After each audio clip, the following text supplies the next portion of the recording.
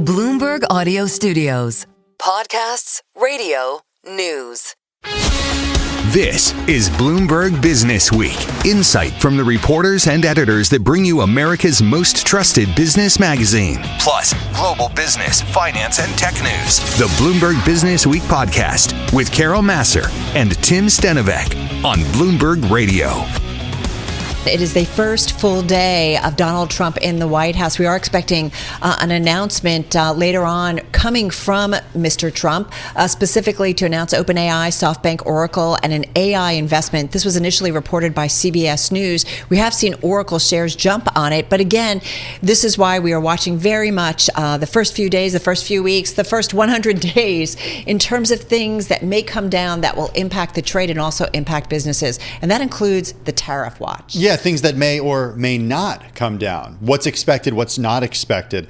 The president signaled plans to impose previously threatened tariffs of as much as 25% on Mexico and Canada by February 1st, reiterating his contention that America's closest neighbors and largest trading partners, Carol, are letting undocumented migrants and drugs flood into the U.S. All right, so what might all of this mean for U.S. companies? Bloomberg Intelligence Director of Equity Strategy and Chief Equity Strategist Gina Martin-Adams writes about that. She joins us from New Jersey.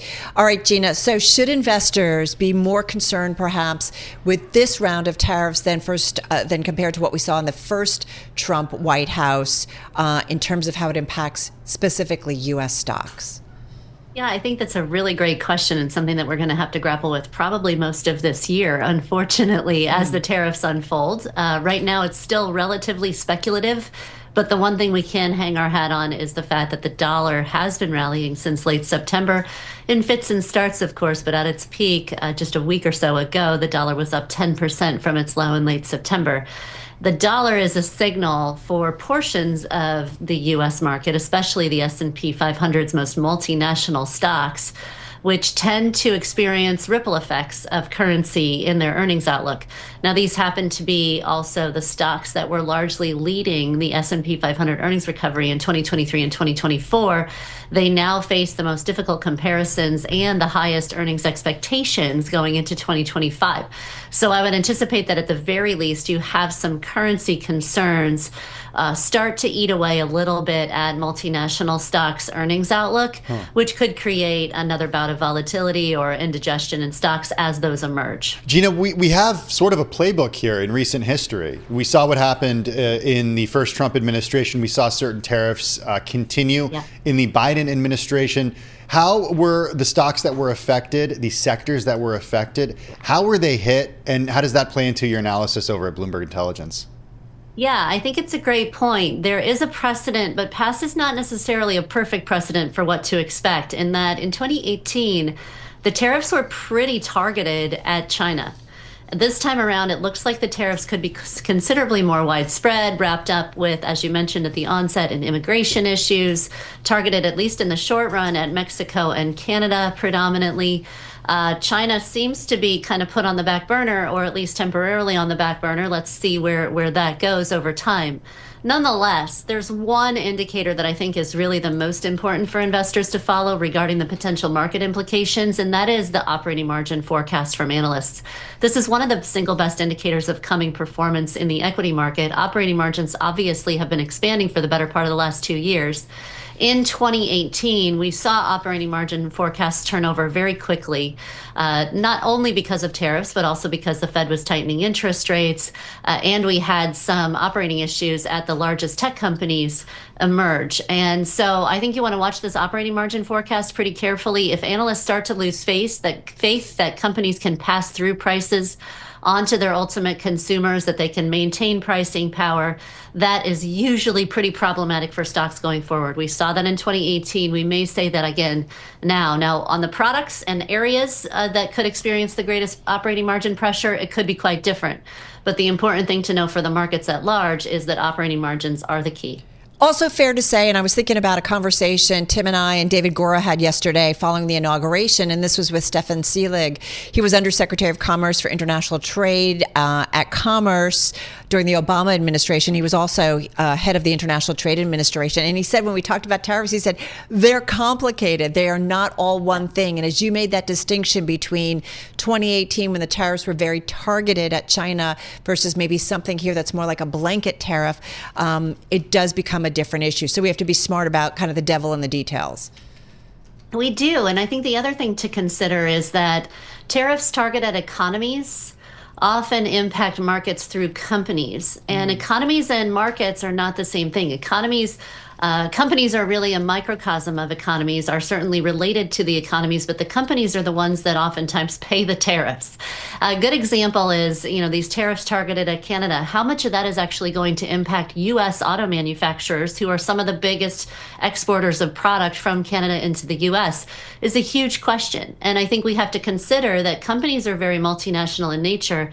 Many of the U.S. companies that are multinational will ultimately be the payers of these tariffs. So we want to be really careful and conscientious in not suggesting that tariffs that are targeted at economies are paid by those economies exclusively.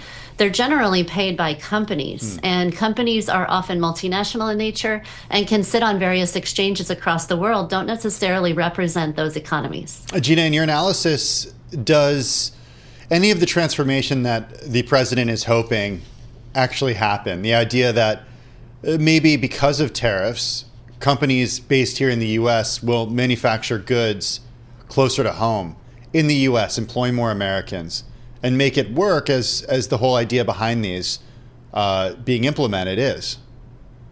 Well, I think there have to be a lot of other changes that happen to get U.S. companies to relocate into the United States beyond simply an acceleration in cost. Companies tend to find lowest cost labor around the world. They will not necessarily relocate to the U.S. They may relocate to other nations. They may find other ways to pass through costs. There are a lot of different avenues by which companies can flexibly approach a sanctions or a tariffs environment such as the one that we're likely to go into. I think you can see some relocations to the degree that's in the best interest of profitability of the company. But that profitability is most important for public companies to keep an eye on, obviously. And if it's not in the best interest of their shareholders, if it's not in the best interest of seeking profits, then why would they relocate to the United States? There has to be a pretty compelling reason beyond tariffs. One of the biggest reasons companies locate outside of the United States is it's just more efficient, more effective, and better for their cost structure. Will tariffs ultimately overwhelm that decision? It seems unlikely, given that labor is such a huge portion ultimately of company costs, but we'll see. You can also see efficiencies gained in other ways, by relocating into other regions of the world, particularly when we're selling into other regions of the world as a corporation. So I think it is very complicated. I think that a blunt instrument of tariffs can be effective in certain instances, particularly at protecting domestic industries. But it's not one big broad brush that we can paint. And I think that each company decision will be made on a profitability perspective of that independent company. Hey, Gina, one thing I want to ask you, and one of the things that we've talked about over the last couple of years is some of the spending plan programs that Congress passed, that Biden initiated, that Congress ultimately passed and put investment dollars certainly into the U.S. economy, spending on infrastructure, green initiatives, and so on, right. Chips. Donald Trump is expected to announce an OpenAI, SoftBank, Oracle AI investment. We've been talking about this news out of CBS Reports. And I just wonder how you were thinking about or watching the Trump administration for other things that you think could potentially increase kind of the liquidity and cash that's out there to put to work that would impact the markets, the equity market as well. Yeah, I think federal spending programs have become a really big bogey to watch for companies over the course of the last several years. The CHIPS Act was very consequential. The Inflation Reduction Act was also pretty consequential to certain industries' profitability trends. So any sort of fiscal spending package or public-private partnership dedicated to elevating investment into certain sectors can be very meaningful. I think we have to watch rather than speculate as to what may happen. I think we want to watch for the details of each of these packages to assess the viability and certainly the market impact. But nonetheless, we are in an era where federal spending and targeted federal spending is having real economic and market consequences. Hey, speaking of market consequences, just 30 seconds real quickly. We've got Netflix after the earnings. We are in earnings season. This is a big one to watch. It's been on a tear the last couple of years, but it's down about 7% since early December. How might a name like Netflix kind of help or hurt sentiment in the markets, just quickly? Yeah. It's a great question because Netflix is sort of one of those representative examples of the media segment within tech, telecom, and media. It's pretty important for driving sentiment with respect to content producers. I think that it's less important than, say, the Mag 7. Yeah. But we do want to watch for persistence of profitability. I think Netflix could give us some pretty good indications as to sustainability of spending, but also what's happening with margins. Margins are really key right now for that entire space. To the degree that this company is navigating the margin outlook relatively with a relative strength, I think that could be fairly supportive for the broad sector. But ultimately, we want to watch for the Mag 7, which are obviously have potentially profound impacts. I feel like I'm going to make up T-shirts, watch operating margins, because I feel like that's my big message from you right now overall. It is the big message this year, 100%. You're listening to the Bloomberg Business Week podcast. Catch us live weekday afternoons from 2 to 5 p.m. Eastern. Listen on Apple CarPlay and Android Auto with the Bloomberg Business app. Or watch us live on YouTube. The $32 billion cannabis industry in the United States is watching perhaps what a Trump administration and Republican Congress may mean for their world. Bloomberg Intelligence Nathan Dean writing last month that, quote, while legislation to let U.S. banks service cannabis-based businesses will face similar policy hurdles in 2025 as in the past, Donald Trump's election victory raised the odds that a long-awaited goal of the cannabis sector can make it to the president's desk this year. Let's see what Irwin Simon has to say. He's chairman, president, and CEO of the $1.1 billion market cap cannabis company Tilray Brands. He joins us from New York City. Tilray, by the way, is one of the world's largest licensed cannabis companies. Irwin, nice to have you back here on Bloomberg. We are curious about your thoughts regarding the Trump administration and their stance, his stance toward federal legalization of marijuana. What do you think the outlook is? So, number one, thank you very much for having me. Listen, it was great to see President Trump, inauguration yesterday and ultimately see him come back to office. Trump is about business. You hear him talk about tariffs. You hear him talk about, free trade.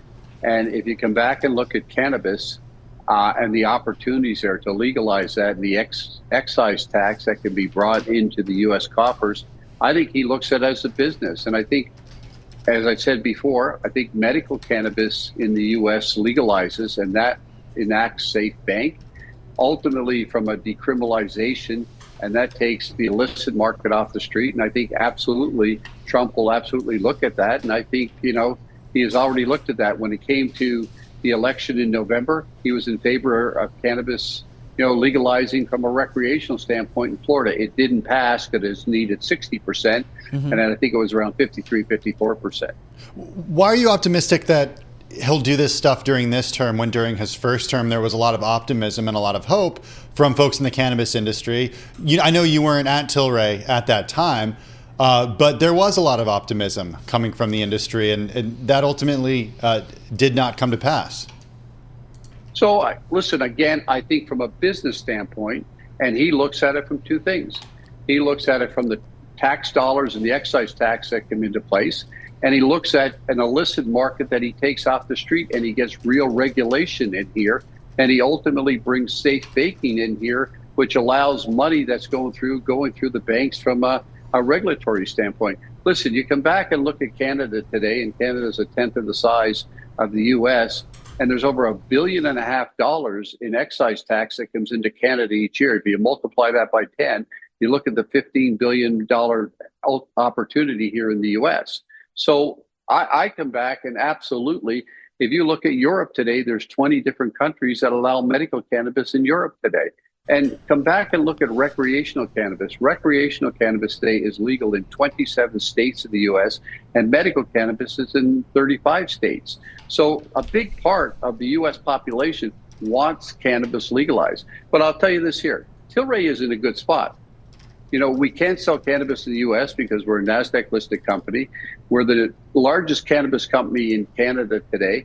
We have a good-sized beverage business in the U.S. today with our craft beers, our spirits with Breckenridge, and our hemp business with Manitoba Harvest. We also have a good-sized business in Europe today with our medical cannabis business, where there we only can sell cannabis through prescriptions from doctors. So we're a well-diversified company. And I got to tell you, it would be very helpful to Tilray if cannabis did legalize in the U.S. from a medical standpoint. And I think, hey, it's a $200-300 million business for us right away at a 3% size of the market. As you just said, it's a $10 billion market here in the U.S. from a medical standpoint. What about tariffs and the comments that the president has made about Canada, the possibility that there could be 25% tariffs on goods coming from Canada by February 1st, and also the jokes that he made over the last month about essentially Canada becoming the 51st state? How do you look at all that?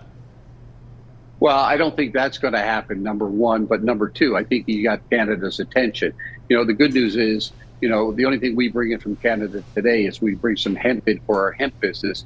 None of our beer, or of course, none of our cannabis does sell within, the U.S. None of the cannabis we make today or grow in Canada is sold in the U.S. Listen, the Canadian dollar, has quite a bit of value. So if there was a tariff, I think ultimately it gets passed on to the consumer.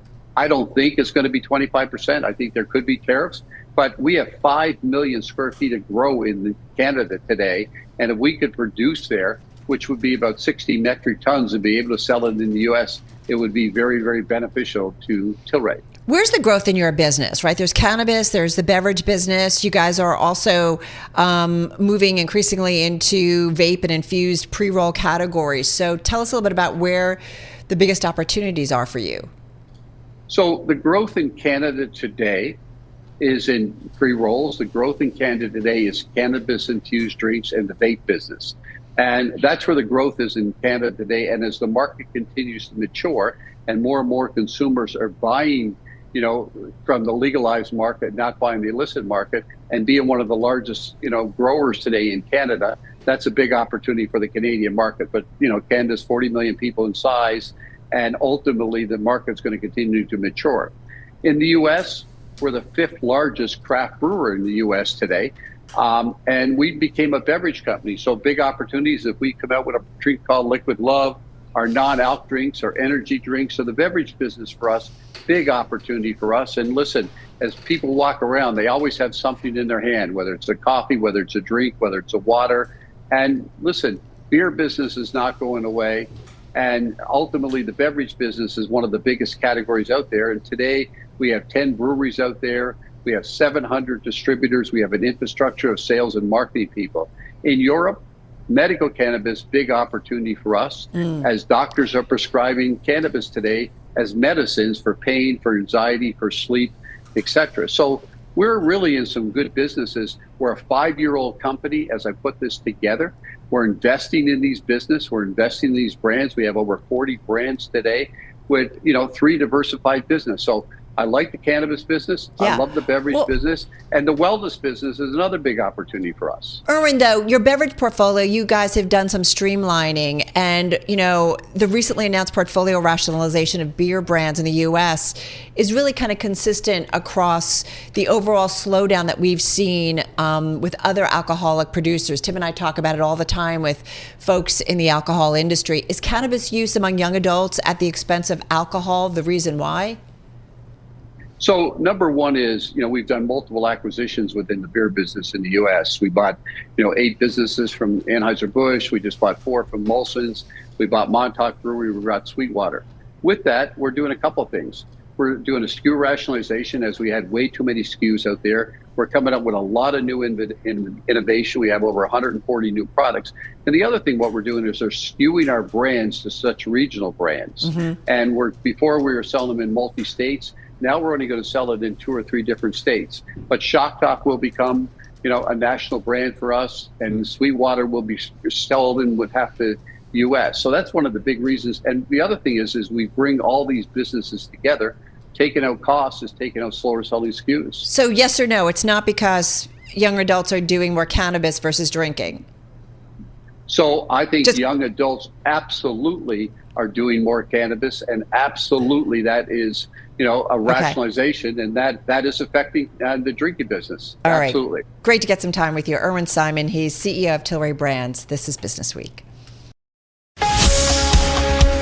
This is the Bloomberg Business Week podcast. Listen live each weekday starting at 2 p.m. Eastern on Apple CarPlay and Android Auto with the Bloomberg Business app. You can also listen live on Amazon Alexa from our flagship New York station. Just say, Alexa, play Bloomberg 1130. I said we were going to start with Apple, but that was before I learned about this Bloomberg news story from our next guest, Mark Gurman, Bloomberg News Chief Technology Correspondent, joining us from our San Francisco bureau. That's exactly where I want to start off, Mark. We'll get to Apple in just a minute, but you've got this story out about Meta working on upgrades to its smart glasses, exploring new wearable devices. We're talking watches, camera-equipped earbuds, looking to embed AI into more of its products. What did you learn? Yeah, so Meta, that's the hot story this morning. Obviously, they've got their hardware division, Reality Labs, and they're cooking up a lot of stuff. They're cooking up some ideas that Apple has tried and Apple's been working on, and they're also cooking up some new ideas to take their smart glasses business to new heights. So let me start with this here. So right now you have Ray-Ban Meta glasses, right? Those don't have AR displays, but they have cameras, microphones. You can take calls, control music, do all sorts of stuff with them using Meta AI. Those are getting a big upgrade this year, right? They're going to launch a new version that uses Oakley glasses, right? This is meant for bikers, meant for athletes and such, so a little bit of a higher end pair. Then they're going to launch a super top end pair that's probably going to cost around $1,000. This is going to have a display in the right lens. It's not an AR display, but just a display so you can run some light applications, see photos that you took, get notifications. It's going to be pretty nifty. They're testing using wrist-based control. That's the same control mechanism that they've used for their AR glasses prototype, Orion. Looking ahead, Orion, that's the big AR glasses splash they made last fall. That's actually never going to launch as a consumer product. Instead, they're going to start trying to sell it to developers next year in 2026 as a testing ground to develop applications for it. A year later, they'll launch a follow-up, the first one aimed at consumers with AR functionality. That's called Artemis. That's a more modernized version, some display trade-offs, better hardware, better software, more modern. The other things they're looking at, and this comes back to the Apple portion, is again launching a smartwatch. They've considered it for about half a decade, maybe even longer than that. They're working on it again, talking about launching it sometime this year or next year. And then lastly, they're exploring earbuds. These would be AirPods competitors, in-house headphones from Meta, and they would include cameras. And you'd basically be able to look around and use AI to understand the surrounding environment. So the functionality would be very similar to what you're getting from the Ray-Bans right now or the other Meta smart glasses, but they would be in a more familiar form factor, right? There's some people who don't want to wear glasses, and so the alternative to get those same AI features would be tucking in those technologies and cameras and other elements into the earbuds. It's interesting because this is a type of product that both Apple and Samsung are exploring as well. So it seems like all the tech companies are looking how they can really beef up the earbuds businesses. Mark, it feels like a really big step by Meta even further into hardware. Why are they doing it? Yeah, for Meta, all in on AI right now. And the best expression of AI is how it's integrated into hardware products. Obviously, if you're not the device maker, you're not going to be able to integrate AI. You see that Apple has its own AI tucked into its devices. Google has its own AI in its devices. Samsung has its own AI in its devices. So for Meta really to be able to be a leader in artificial intelligence, they're going to need to push it not only to their applications on various platforms, but build their own platforms to run it on.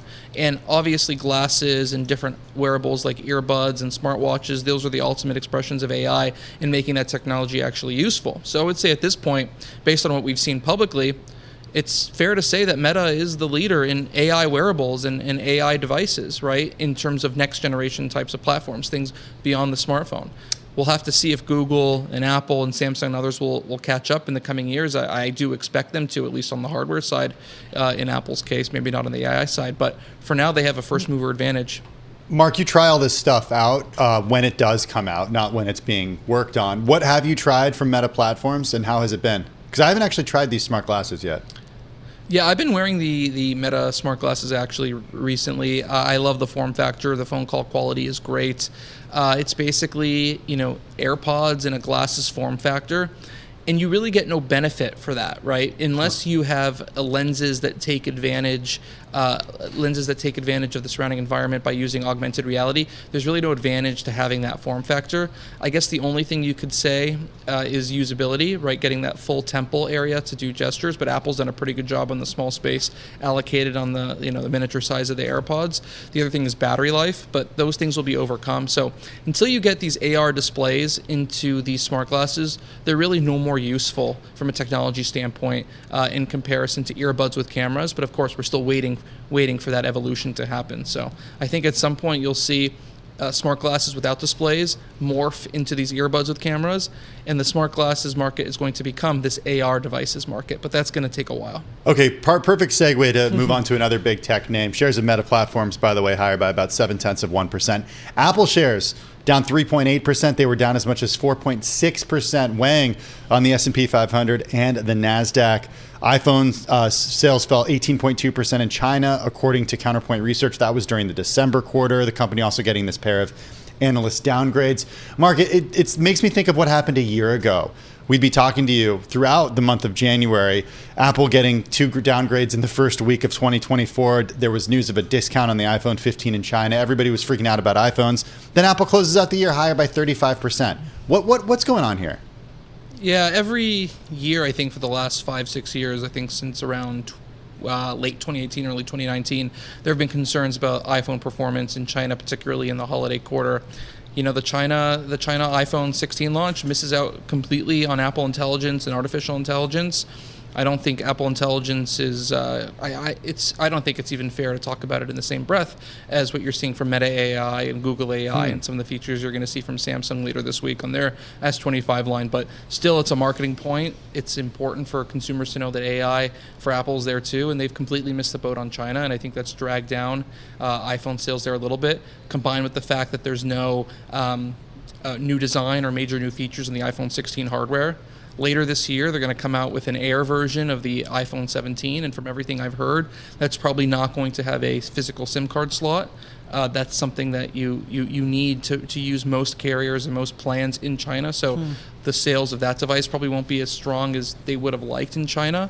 But once they come out with a new design phone, I think some things will start to slightly turn around. But certainly the tide is continuing to shift for Apple in China in the wrong direction. Yeah, that's what I was going to ask you. Like if they miss, if they have a quarter or there's, a product cycle, a quarter or two, does that just kind of build on itself to the downside? I'm just curious, or if consumers in China get excited, do they come back to Apple?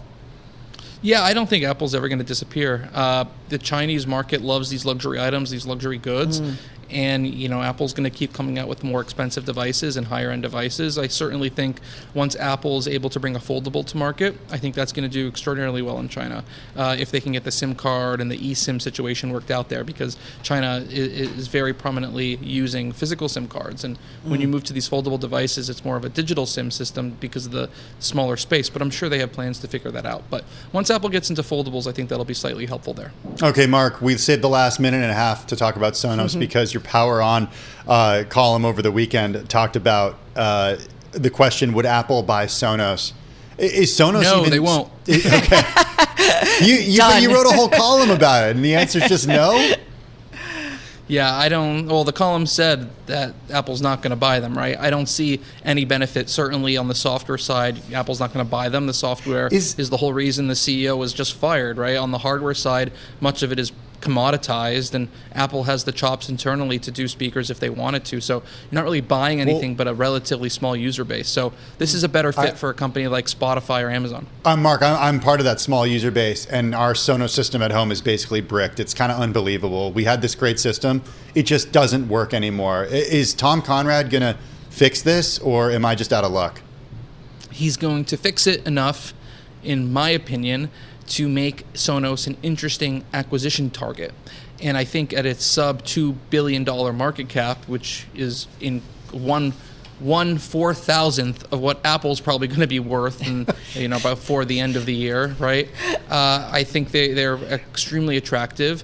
we'll have to see what the new Justice Department is going to allow in terms of acquisitions, but it would fit quite nicely into Amazon, and it would also fit quite nicely into a company like Spotify that's tried and failed to develop its own hardware in the past. I just want speakers that work, Carol. He just wants it to work. I'm using my phone now. He complains about it a lot, Mark. Like, I'm just going to tell you. Yeah, I'm not the only one. All right, Mark Gurman, thank you so much. Bloomberg News Chief Technology Correspondent. Be sure to check out his weekly column and his Power On newsletter. I'm driving in my car. How about you let me drive? Oh, no. This is not a toy. Who's gonna drive you home? Honey, please, I'll do the driving. Drive on. Excuse me, I want to drive. It's the question that drives us. This is the Drive to the Close That funky music will drive us till the dawn. on Bloomberg Radio. All right, everybody, just about 18 minutes left in today's trading session. You heard from Charlie and Bill Maloney. We've got stocks pretty much hovering near their best levels of the session, so up about 0.8% on the S&P 500, a gain of about 0.2% on the NASDAQ 100, and the Dow, if you're interested, is up more than 1%, so we're talking about a 500-point gain. And we've seen pretty much some broad-based buying into the trade. Hey, it's everybody's favorite parlor game, Carol Massar. How many times is the Fed going to cut rates this year? Fed's going to do what it's going to do. Well, traders right now are pricing in about 1.5 rate cuts by the end of the year, yet our next guest says he's expecting 4 rate cuts. We're going to drive to the close now with Chris McMahon, CEO of Aquinas Wealth Advisors and MFA Wealth. Chris joins us here in the Bloomberg Interactive Brokers studio. He's also the author of a new book, Faithful Finances, 6 Steps to Establishing a Catholic Financial Life. Chris, good to see you again. Look at that. 1.5 rate cuts by the end of the year. That's what the folks, the options market is looking at right here. You're saying 4, though. Why? A couple of reasons. I think it's funny, Tim, isn't it? Just last week was it B of A said no rate cuts. They said, look, we're in trouble. The inflation's not reined in. We're gonna have no cuts next year. Then we saw what happened. PPI was cool. CPI was cool last week, right? Then, of course, Goldman came out just the other day and said, look, I think what did they call it? I think they called it the sweet spot of the economy where inflation's under control, and also at the same time, the economy's growing. And I think they called for 2, if memory serves. So they called for 2. And we're swinging for the fences. We think there's going to be 4. And one of the big reasons for this, which I don't think we're talking about enough, is kind of all this commercial real estate that's out there cooking. The refinances. There's still $1 trillion of commercial real estate leases that are going to have to be refinanced in 2025. That means that those interest rates have an enormous impact on this. I certainly the Fed might be, a smidge political from time to time, right? You're saying the Fed is going to do 4 rate cuts to help out the commercial real estate market? I do. I think that's I have to. I think Carol, I think at the end of the day, it will be a catastrophe. It'll slow down so much of this mojo we have going now. We're pushing up against new highs in the Dow. If we see some of this really problematic real estate not being refinanced at reasonable rates, I think it's going to be a problem. And I think that's also... Why should the Fed do that? What are the implications? I mean... There's lots of implications. That's a great question. But why, once again, should there be kind of a bailout? Or a very... well, that's a great question. Or a very helpful move. I think they would do it absolutely as a bailout. They wouldn't call it a bailout, but I think it's a move to the commercial real estate industry. I think the consequences of not doing it could derail this entire market. We could see markets push down 20% easily, and some of these gains we've made, and we've made them today, so could go take away. a step back, Chris. So you're saying, we've been talking about concerns about office property, commercial, right? It's the office property, and it's not the top tier. We're talking about the lower tiers. And is this just because of pandemic, people not going back to the office? It's just as simple as that. Is it's vacant office properties that you really can't repurpose, and so something's got to happen. Absolutely. Carol, I'm from Pittsburgh. We have a tower there. BNY has a huge tower in Pittsburgh. They're saying it's going to be 30% occupied by the end of the year. 30%. Wow. Right? And that's just one little city. Cleveland, you saw what happened to those skyscrapers that were sold. That's a huge issue. We see it. And then you factor the fact, Europe Central Bank said they were going to do 4 cuts. We don't mimic what Europe does, but I think we're going to be in an environment of decreasing interest rates. And I think inflation has at least taken a pause that gives them an opportunity to at least do 2, in the beginning of the year, in the first quarter, for sure. Okay, let's take a step back from rate cuts and talk about the incoming administration. I guess it's not Although even it's incoming kind anymore. of like linked if you think about it. It totally right? is. I mean, but they only have so much power. Yes. You said the Fed sometimes gets political. Every now and then they do get a little political. What are some examples of that? Well, I mean, I think we've seen the interest rates be cut probably at times. Last year, remember we had that big 75 bip basis cut. People are saying, what's going on right now? We're still in an inflationary period. Clearly that was a sign to get in front of set aside inflation and make consumers confident, right? We see that all the time. And I think we're going to see it more. Consumer debt is still at all-time highs. It's really a problem, right? But I don't worry about the consumer debt nearly as much as I do the commercial real estate. I think that debt could be catastrophic to the economy. And I think, Wait, is that because of bank exposure? Yes, I think particularly regional So then we bank shouldn't bring exposure. down the capital reserve ratios, should we? No, we should not. We should maybe even increase them. We're worried about regional banks. We think the big banks are going to be okay. The regional banks that hold commercial real estate, we're very worried about what that would do to them, and that's why we see the interest rates coming down. It'll save, in our opinion, the regional banks a great deal of pain, a lot of stress, right? Wow. Well, so it's kind of interesting. So I'm thinking about people who are listening. I mean, what I wanted to go back to is that we've been talking about concerns about office properties, Yes. and you're saying because this year is when they've got to start making the payments and they've got to either restructure. Okay. If we don't get that, then what happens? Is it a financial crisis akin to the GFC, the Great Financial Crisis? I don't think so. I think it's going to be nothing like. It's not going to be compared, but it's going to be one. Maybe it'll be 40% of that. It could be dramatic. I think we could have 20, even potentially 25% rundown on all the capital markets, which would be catastrophic, and all that wealth that was created would be wiped out, I think. But your real concern is the regional bank exposure. That's They're exactly the ones that what are we're going to concerned feel about, it. Go ahead. I want to talk a little bit about, step back, big picture, and hear more about what you do at Aquinas Wealth Advisors and MFA Wealth, because you're CEO of both of these organizations. I want to focus on Aquinas a little bit, because you write that you believe that good returns and good values are not mutually exclusive. You also have this new book coming out about faith and investing. Talk to us a little bit about how you make investments based on your faith. It's interesting, Tim. For years, we never did it. They said separate it. Don't ever discuss politics and religion. But what happened was it became so polarized in the boardrooms. Boards became so socially active, much like college boardrooms did previously. And what we found is many of our investors were saying that had more traditional values. They're saying, my goodness, the companies I'm investing in are radically out of alignment with the things I'm concerned about. Our main goal would be to pull these companies back to neutral. That would be our main goal, right? Get back to the old days. Companies make profits, they give them back to shareholders in the form of dividends. Instead of having chairmen of companies, they become really overvalued. They think their opinions are so important to us, which they're not. But did that hurt returns? Oh, absolutely. I think it did, certainly. What are some examples of companies that went all in on these policies that then didn't have returns as good as you think they could have? That's a good question. I think there's an issue around investors bailing out on securities that hurt those companies ultimately. And I think when I think about that, there's some companies that have done poorly, and also there's been a little bit of impunity, if you recall correctly, with some of the corporations where they're saying, look, we don't care. This is who we are, for example. That corporate equity index scoring. Are you familiar with that scoring system? Which really, think about that for a second. Just 2 years ago, they were saying unless you adopt our mandates around, DEI and these other types of concerns, even if your company's profitable, we're going to, if your corporate equity index score is not high enough, we're going to displace you as the chairman of the company. We're going to change the makeup of your board. These companies are being held hostage by these mandates, and I think that really is changing dramatically and very, very quickly as we see it. I think there's two sides to it, because we also have a story about how a group of about 30 shareholders representing about $266 billion in funds has asked Walmart to explain its decision to retreat on diversity, equity, and inclusion initiatives, especially after years of having consultants, McKinsey and others saying, listen, diversity, it improves performance. Yeah, it's a great. Just quickly. You go right to the point, Carol. Here's the problem. No one's ever going to be satisfied. We should get out of this business altogether. And reverse discrimination is discrimination. It all is discrimination. Chris, we got to run. Happy New Year. This is Bloomberg. This is the Bloomberg Business Week podcast. Available on Apple, Spotify, and anywhere else you get your podcasts.